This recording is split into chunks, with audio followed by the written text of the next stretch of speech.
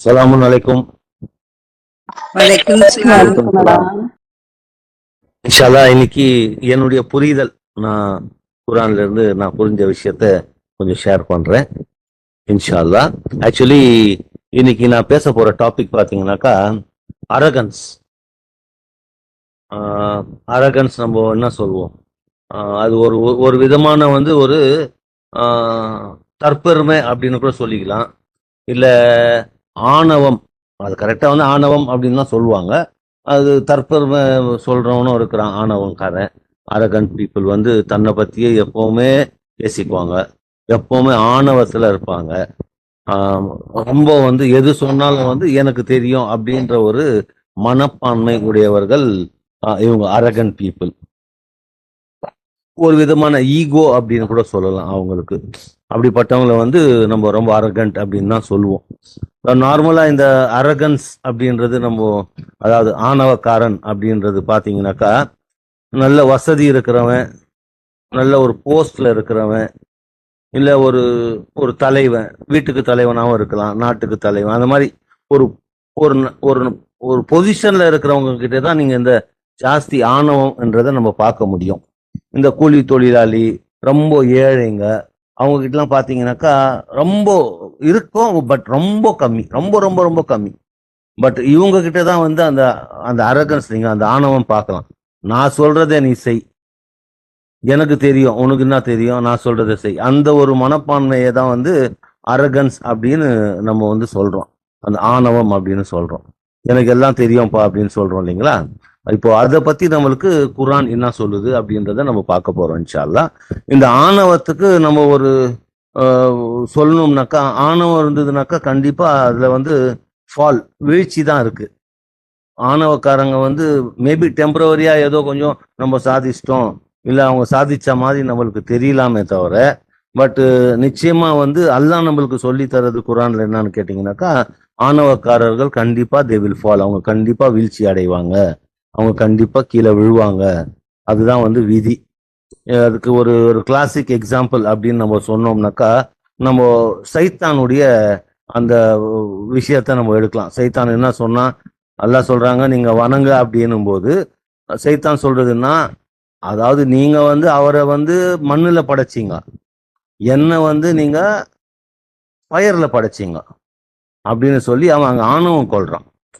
அதாவது ஐ ஆம் better then he அப்படின்றான். அந்த நான் பெட்டர், நான் தான் அப்படின்ற ஒரு தாட், அந்த தாட்டு தான் அவனுடைய வீழ்ச்சிக்கு காரணமா வருது. அப்பதான் அல்லாஹ் சொல்றாரு, நீங்க உனக்கு இங்க இடம் இல்லை, நீ கிளம்பு, நீ ஆணவம் கொண்டுட்ட அப்படின்னு சொல்லி. ஸோ ஆணவம் கொண்டா கண்டிப்பா விழணும்ன்றது விதி. அதை பத்தி நம்மளுக்கு குர்ஆன்ல நிறைய வசனங்கள் இருக்கு. அதாவது இதுல அரகன்ஸ் அப்படின்னு தனியா ஒரு ப்ளூரல்லையும் இருக்கு, அரகண்ட் அப்படின்னு நிறைய வசனங்கள் இருக்கு. ஸ்பெசிபிக்கா அரகண்ட் அப்படின்னு ஒரு தனிப்பட்ட நபரை சொல்லக்கூடிய வசனங்களும் நிறைய இருக்கு. அரகன்ஸ் என்றது காமனா சொல்ற வசனங்களும் நிறைய இருக்கு. இன்ஷா அல்லாஹ் இன்னைக்கு இந்த அரகன்ஸ் அப்படின்றத பத்தி தான் இன்ஷா அல்லாஹ் நான் பேச போறேன். இன்ஷா அல்லாஹ் நான் சொல்றேன். அதாவது குர்ஆன்ல இருந்து 7:48 அதுல இருந்து ஆரம்பிப்போம். அவுது பில்லாஹி மினஷ் ஷைத்தானிர் ரஜீம், பிஸ்மில்லாஹிர் ரஹ்மானிர் ரஹீம். அவர்களின் தோற்றங்களை வைத்து அடையாளம் காணப்பட்ட மக்கள் அழைத்து ஆன்மா தூய்மைப்படுத்தும் இடத்தில் வசிப்பவர்கள் கூறுவார்கள், உங்களின் பெரும் எண்ணிக்கைகளோ அன்றி உங்கள் ஆணவமோ உங்களுக்கு எந்த வழியிலும் பயனளிக்கவில்லை. அதாவது கிரேட் நம்பர். நாங்க இப்போ ஃபார் எக்ஸாம்பிள் நம்ம ஊரை எடுத்துக்குவோம். நம்ம ஊர்ல இந்த பிஜேபி என்ற ஒரு கும்பல், இந்த ஆர்எஸ்எஸ் என்ற ஒரு கும்பல் அவங்களுடைய மெஜாரிட்டி இந்த ஊர்ல இருக்கிறதுனால அவங்க பண்ற அட்டூழியம் நிறைய. ஆனா டே ஆஃப் ஜட்ஜ்மெண்ட் அன்னைக்கு அங்க பர்கேட்டரியில, அதாவது நம்பிக்கையாளர்கள் சொல்ற விஷயம் இதுவா தான் இருக்கும். உங்களுடைய கிரேட் நம்பர், நாங்க நிறைய பேரு, நாங்க உங்களை நாங்க நசுக்கிடுவோம், உங்களை ஊரை விட்டு தெருத்திடுவோம், ஒருத்தனை கூட இந்தியாவில் இருக்க விட மாட்டோம் அப்படின்லாம் இங்க சொல்றாங்கல்ல. ஸோ அங்க அவங்க சொல்லுவாங்க, உங்களுடைய கிரேட் நம்பர் உங்களுக்கு எந்த விதத்திலையும் பயனளிக்கவில்லை, இன்னைக்கு நீங்க கண்டமாயிட்டீங்க அப்படின்ற ஒரு விஷயத்த அங்க நம்பிக்கையாளர்கள் அவங்கள பார்த்து சொல்லுவாங்க. இங்கே இவங்க சொல்லிக்கலாம், எவ்வளவுனாலும் கூவிக்கலாம். அது டெம்பரரி லைஃப்ன்றது நம்மளுக்கு தெரியும், ஆனா அவங்களுக்கு அது தெரியாது. பட் நம்ம வந்து இன்ஷா அல்லாஹ் அந்த வார்த்தை அங்க சொல்றதுக்கு நம்மளுக்கு அல்லாஹ் அந்த வாய்ப்பு கொடுப்பாரு. அதன் விளைவாக 7:133 சொல்றாங்கல்ல, அதாவது இது வந்து மோசஸ் உடைய கதை. அவருக்கு நிறைய அத்தாட்சி அல்லாஹ் கொடுக்கிறாரு. அதாவது இந்த பனி இஸ்ரேல ஃபிரோன் கிட்ட இருந்து விடுவிக்கிறதுக்காக நிறைய அவர் அஸ் மெசஞ்சர் போகும்போது நிறைய அத்தாட்சிகள் கொடுக்குறாரு. ஒவ்வொரு வாட்டியும் அத்தாட்சி கொடுத்து அவங்களுக்கு ஏதாச்சும் டெஸ்ட் வைக்கும்போது அவங்க மோசஸ் கிட்ட வந்து என்ன சொல்லுவாங்கன்னாக்கா, நீங்க கடவுள்கிட்ட பேசுங்க, நீங்க அவருக்கு நெருக்கமா இருக்கிறீங்க, எங்களுக்கு இந்த பிரச்சனையில இருந்து நீங்க விடுவிச்சிடுங்க, நாங்க அவங்கள அமுச்சிடுவோம் அப்படின்னு சொல்லுவாங்க. ஸோ ஒவ்வொரு வாட்டியும் அந்த அந்த பிரச்சனை அவங்களுக்கு கொடுக்கக்கூடிய ஒரு என்ன சொல்றது, ஒரு டெஸ்ட்டை வந்து எல்லாம் வந்து அதை அவங்க நீக்கும் போது மறுபடியும் அவங்க வந்து அவங்க பழைய நிலைமைக்கு போடுவாங்க. இதுதான் வந்து தொடர்ந்து நடந்துட்டு இருந்தது. ஸோ அது தொடர்ச்சியா வந்து இந்த வசனம் வரும். அதாவது அதன் விளைவாக அவர்கள் மீது வெள்ளம், வெட்டுக்கிளிகள், பேன், தவளைகள், மேலும் இரத்தம் போன்ற ஆழ்ந்த அட்டாட்சிகளை நாம் அனுப்பினோம். ஸோ இவ்வளோவும் அவங்கள வந்து பயமுத்துறதுக்காக அவங்க, அதாவது அல்லாஹ் சொல்றாரு இல்லைங்களா, நீங்க போய் சொல்லுங்க ஃபிரோன் கிட்ட, maybe he may take heat அப்படின்னு சொல்லுவார். அதுக்காக இவங்க வந்து நல்ல வழிக்கு வர்றதுக்காக, மேபி வரலாம் என்றதுக்காக இந்த மாதிரி எல்லாம் அவங்களுக்கு கொடுக்கப்பட்டாலும் அவங்க வந்து அந்த பழைய நிலைமைக்கு தான் இருந்தவங்களா இருந்தாங்க. ஸோ அதுதான் அல்லாஹ் சொல்றாங்க, அத்தாட்சிகளை நாங்கள் அனுப்பினோம், ஆனால் அவர்கள் தங்களுடைய கர்வத்திலேயே தொடர்ந்து இருந்தார்கள். அவங்களுக்கு அவ்வளோ கர்வம் இருந்தது. இவ்வளோ காமிச்சியும் இவ்வளோ நிவாரணம் பண்ணியும் அவங்க வந்து மாறல, அவங்க அதுல தான் இருந்தாங்க. அவர்கள் தீயவர்களாகவே இருந்தனர். ஸோ இவ்வளோ பண்ணியும் அவங்க தீயவர்களாக தான். ஏன்னா இந்த கர்வம்ன்றது நம்மளை வந்து அழிச்சிடும், அதுல வந்து எந்த மாற்று கருத்தும் இல்லை. அது யார்கிட்ட இருந்தாலும் சரி. எல்லாம் நிறைய இடத்துல சொல்றாங்க, நீங்க வந்து உங்களுடைய விங்ஸை நீங்க தாழ்த்திக்கோங்க, நீங்க வந்து ரொம்ப உங்க குரலை வந்து உயர்த்தி பேசாதீங்க.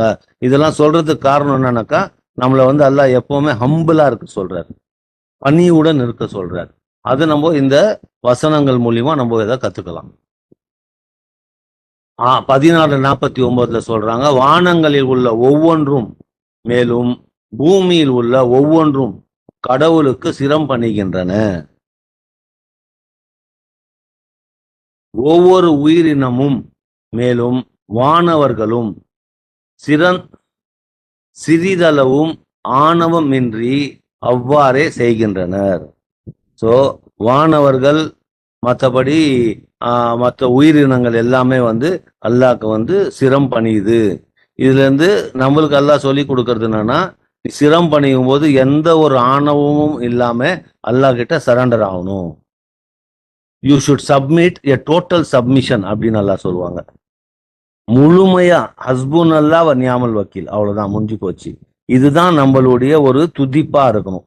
எதுவா இருந்தாலும் சரி, Allah is enough as my protector, எனக்கு அல்லாஹ் போதுமானவர், அவர் பார்த்துக்குவாரு.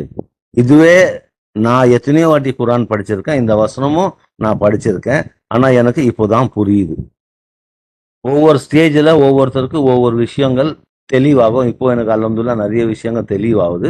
ஸோ அதுல இது நான் கத்துக்கிறது என்னன்னாக்கா, எந்த ஒன்று எப்படி நடந்தாலும் சரி, என்ன ஆனாலும் சரி, அல்லாஹ் சொல்றது வந்து it is our immutable law that we save the believers. நம்பிக்கையாளர்களை என்ன ஆனாலும் சரி அவங்கள காப்பாற்ற வேண்டியது என்னுடைய வேலை, நான் அவங்கள காப்பாற்றுவேன். அந்த நம்பிக்கை நம்மளுக்கு ஆழமா இருக்கணும். அது இருந்தா மட்டும்தான் நம்ம அல்லாஹ் கிட்ட வந்து டோட்டலா சப்மிட் பண்ண முடியும். இல்லை நம்ம டோட்டலா சப்மிட் ஆக மாட்டோம். ஏதாச்சும் உள்ளுக்குள்ள நம்மளுக்கு ஏதாச்சும் ஒன்று அவன் சைத்தான் கிளப்பிட்டே இருப்பான், நம்ம அது பக்கம் கொஞ்சம் கொஞ்சமா சாய்வோம். அது வந்து ஹியூமன் நேச்சர் அது. பட் இந்த ஒரு விஷயம் நம்ம மைண்ட்ல ஆழமா இருந்தது அப்படின்னாக்கா, நிச்சயமா நம்ம வந்து அல்லாஹ் கிட்ட டோட்டலா நம்ம சப்மிட் ஆகும். அதுக்கு நம்ம ப்ராக்டிஸ் பண்ணணும்.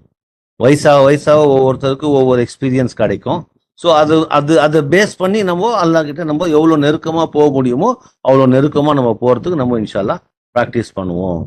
அதே மாதிரி 17:4 சொல்றாங்க, நாம் இவ்வேதத்தில் இஸ்ரேலின் சந்ததியினரிடம் தெரிவித்தோம். அதாவது சில்ட்ரன் ஆஃப் இஸ்ரேல், அவங்க கிட்ட வந்து அல்லாஹ் நான் சொன்னதா சொல்றாரு. என்னன்னு சொல்லி, நீங்கள் பூமியில் இருமுறை மிக பெரும் அக்கிரமம் செய்வீர்கள். You will commit gross arrogance on earth twice. இது வந்து ஒரு முன் அறிவிப்பு செய்யப்பட்ட ஒரு விஷயம். அதாவது ஏற்கனவே விதிக்கப்பட்டது சொல்றாங்க இல்லைங்களா, அந்த மாதிரி இது வந்து ஒரு ப்ராஃபஸி அப்படின்னு சொல்லுவாங்க. இந்த ப்ராஃபஸில ஒரு பார்ட் வந்து முடிஞ்சிடுச்சு. இப்போ அடுத்த பார்ட் இருக்குது. இன்ஷால்லா அதை பத்தியும் பேசுவோம். அதாவது நீங்கள் பூமியில் இருமுறை மிக பெரும் அக்கிரமம் செய்வீர்கள். ஆணவத்தின் உயர் உச்சத்தில் வீழ்ந்திட வேண்டும் என்று நீங்கள் விதிக்கப்பட்டிருக்கின்றீர்கள். ஸோ அவங்க வந்து they will fall into great height of arrogance அப்படின்னு நல்லா சொல்லுவாங்க. அதாவது ஆணவத்தின் உச்சத்துல இருக்காங்க அவங்க. நம்ம பார்க்கிறோம் அவங்க எப்படி ஏது எனக்கு தெரிஞ்சு இந்த உலகத்துல இன்னிய டேட்டுக்கு இவங்களை விட ஒரு ஆணவக்காரங்க யாருமே இருக்கிறதுக்கு வாய்ப்பே இல்லை. இது என்னுடைய அண்டர்ஸ்டாண்டிங்கா நான் சொல்றேன். ஏன்னா அவனுங்க பண்ற அக்கிரமம் அவ்வளோ கொஞ்சம் நெஞ்சம் இல்லை, அவ்வளோ அக்கிரமம் பண்றாங்க. குழந்தைங்களை வந்து நெத்தி போட்டுல சுடுறானுங்க. குழந்தைங்களை ஸ்கூல்ஸ், காலேஜஸ், இன்ஸ்டிடியூஷன், ஹாஸ்பிட்டல்ஸ் எல்லாத்தையும் வந்து பாம் போட்டு அழிக்கிறானுங்க. கொஞ்சம் கூட ஒரு மனிதாபிமானம் என்றதே இல்லாம போயிடுச்சு அவனுங்கிட்ட. அவங்க பண்ற அக்கிரமத்துக்கு அளவே இல்லை. ஆனாலும் அல்லாஹ் அவங்கள விட்டு வச்சிருக்காரு. ஏன்னா அல்லாஹ் சொல்றாரு நீங்க வரம்பு மீறாதீங்கன்னு சொல்றாரு. ஆனா இதெல்லாம் பண்ணி அவங்க இன்னமும் நல்லா இருக்காங்க அப்படின்னாக்கா அப்போ அல்லாஹ்வுடைய வரம்பு என்றது எவ்வளவு பெருசு. அப்போ வரம்பு மீறினவங்களை நான் தண்டனை செஞ்சேன் அப்படின்னாக்கா அப்போ அல்லாஹ் தண்டனை கொடுக்குறாருனாக்கா அப்போ அவங்க எந்த அளவுக்கு வரம்பு பண்ணியிருப்பானுங்க, எந்த அளவுக்கு அக்கிரமம் பண்ணியிருப்பாங்க.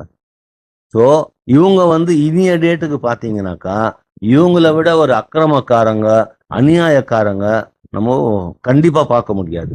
அதான் அல்லாஹ் சொல்றாங்க when the first time comes to pass, முதல் தடவை அந்த ப்ராஃபஸியோடைய ஃபர்ஸ்ட் ஆஃப் வரும்போது we will send against you servant of ours who possess great might.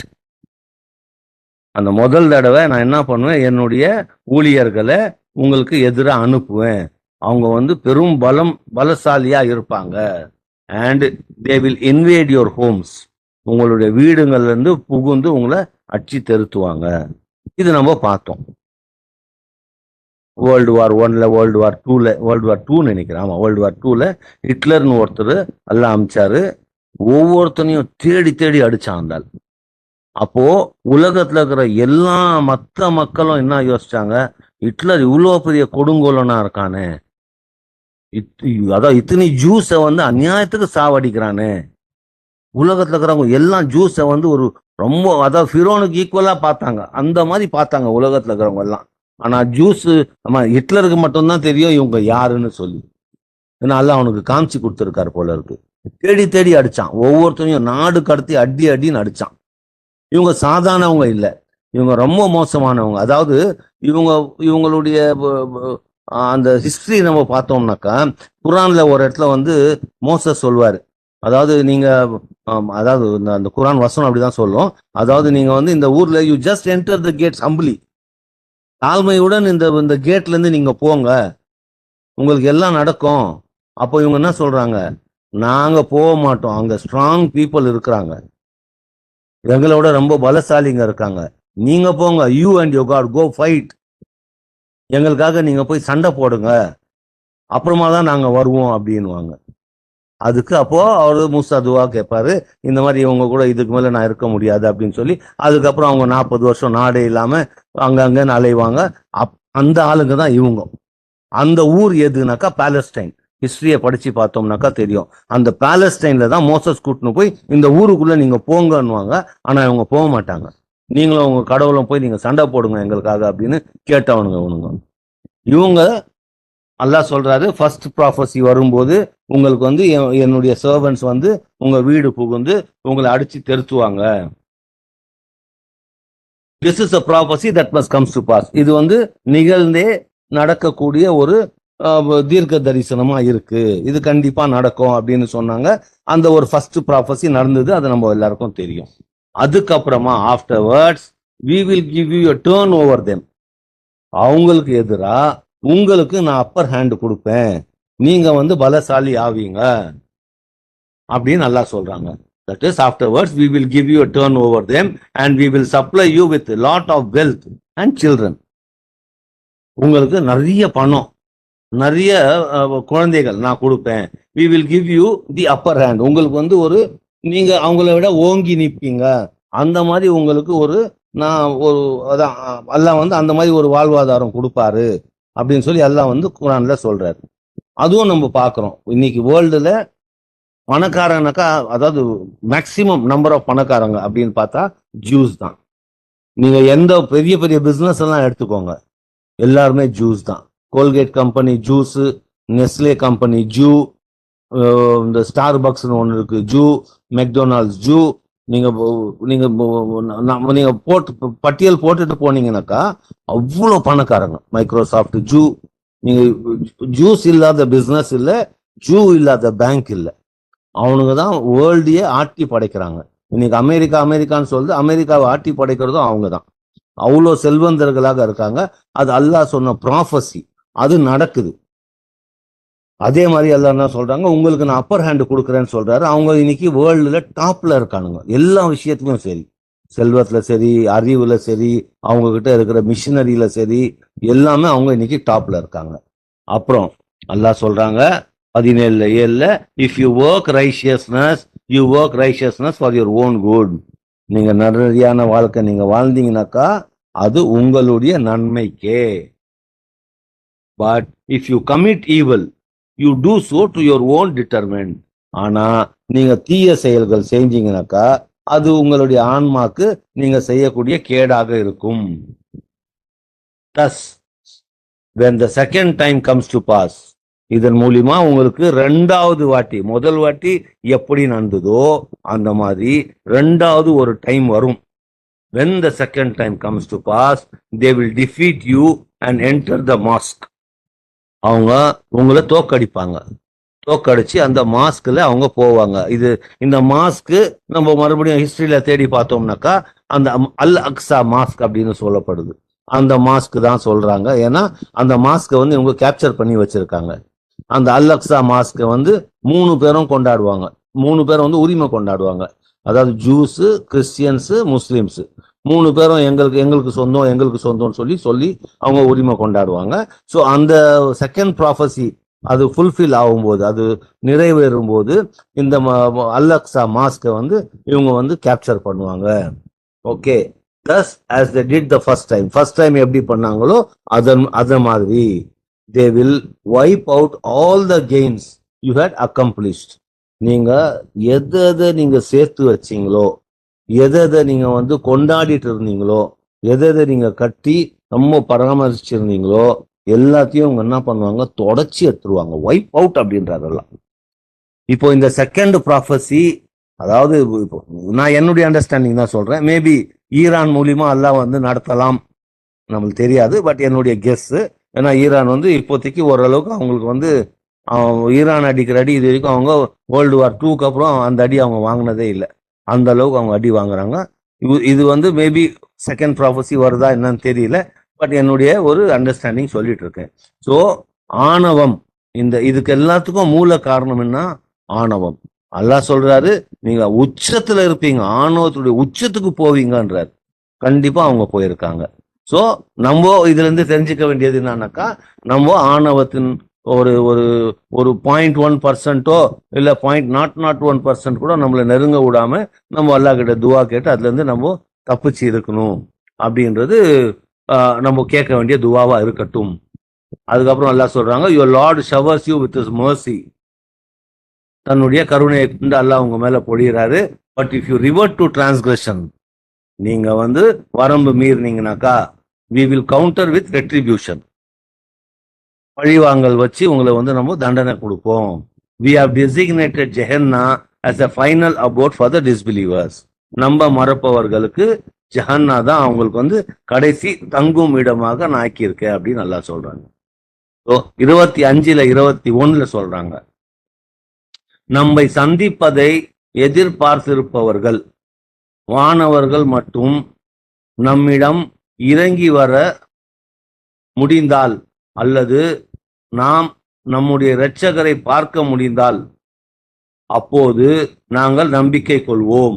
அதாவது அவங்க என்ன சொல்றாங்கன்னாக்கா, those who do not expect to meet us, கடவுளை வந்து நம்ப மறுக்கிறவங்க, கடவுளுடைய சந்திப்பை வந்து ஏற்க மறுக்கிறவங்க, அவங்க என்ன சொல்றாங்க, if only angels can come down, கீழே இறங்கி வரட்டும் ஏஞ்சல்ஸ், இல்ல or we could see Lord, கடவுளை நாங்க பார்த்தா மட்டும்தான் நாங்க நம்புவோம் அப்படின்னு அவங்க சொல்றாங்க. Indeed they have committed a gross arrogance. அவங்க வந்து நிச்சயமாக, அல்லாஹ் சொல்றார், நிச்சயமாக உண்மையாக அவர்கள் மிக பெரும் ஆணவத்தை கொண்டு விட்டனர், மேலும் மிக பெரும் இறை நிந்தனையை செய்து விட்டனர் அப்படின்னு அல்லாஹ் சொல்றாங்க.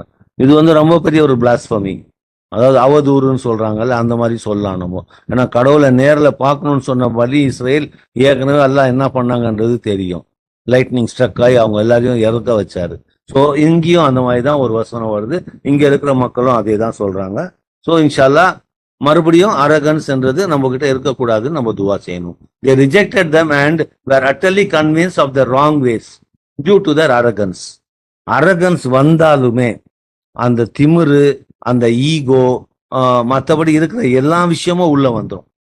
அந்த ஆணவம் மட்டும் நம்ம கிட்ட இருக்கக்கூடாது. ஏன்னா அது வந்ததுனாக்கா அவன் என்ன கன்வின்ஸ் ஆயிடுவான், அவனுக்கே அவன் என்ன கன்வின்ஸ் ஆயிடுவான் அப்படின்னாக்கா, நான் பண்றது கரெக்டு, எனக்கு தான் தெரியும், அவன் எதிராளி பண்றதெல்லாம் வேஸ்ட்டு, எனக்கு தெரியாததா. இது நிறைய பேர்கிட்ட நம்ம கேட்குறோம், பார்க்குறோம். பட் அந்த ஆணவம் என்றால் அது வந்து அது அழிவு தான். அதுக்கு எல்லாம் சொல்றாங்க, note the consequences for the evil towards.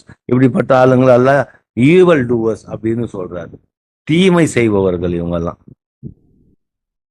28:39 thus he and his troops continued to commit arrogance on earth without any right, and though that they would not be and thought that they would not be returned to us. So arrogance பண்ணவங்க, அதாவது அந்த